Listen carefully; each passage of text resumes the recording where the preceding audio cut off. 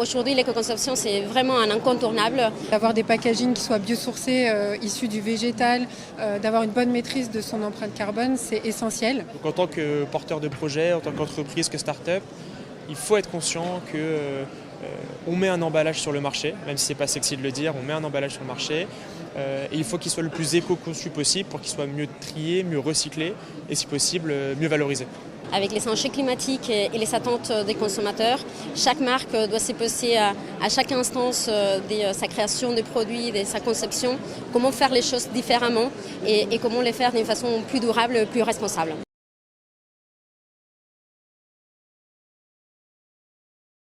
C'est un salon finalement qui est très agréable avec une dimension beaucoup plus intimiste, ce qui permet de rencontrer nos fournisseurs avec un dialogue privilégié. Les conférences sont très riches pour qu'on se pose des vraies questions. À ce salon, ça nous permet en tant que jeunes entrepreneurs, porteurs de projets, de rencontrer des acteurs du packaging qui sont parfois difficiles d'accès. Ici, vous trouvez des partenaires qui sont vraiment positionnés luxe, premium, qui peuvent accompagner des marques avec une image à forte désirabilité pour les consommateurs et les consommatrices. L'avantage de ce salon, c'est qu'il pose depuis le départ, depuis son nom, cette question de la durabilité au cœur de la réflexion des marques. C'est aussi un salon multi-industrie et comme j'aime à dire, il faut toujours penser en dehors de la boîte, think out of the box, aller chercher des innovations dans d'autres secteurs que le vôtre.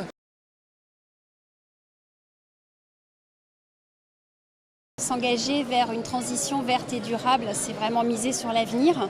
C'est aussi s'ouvrir des voies d'innovation et de discussion avec son écosystème, que ce soit les clients ou les fournisseurs. Rien ne nous pousse aujourd'hui à le faire parce que ça coûte plus cher, parce que c'est plus compliqué de trouver, mais c'est nécessaire pour les clients qui vont être de plus en plus pointilleux sur ces questions-là, qui commencent à être de plus en plus conscients de la conception des emballages. Créer sa société avec de l'éco-conception par ADN, c'est un vrai atout.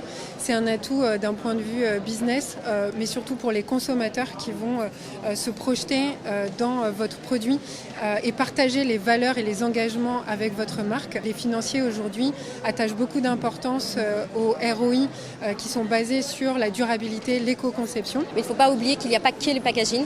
Il y a aussi, depuis les sourcings des matières premières jusqu'aussi l'envoi de colis, jusqu'à le quotidien d'une entreprise, il doit intégrer cette notion de conception dans chaque acte et chaque jour.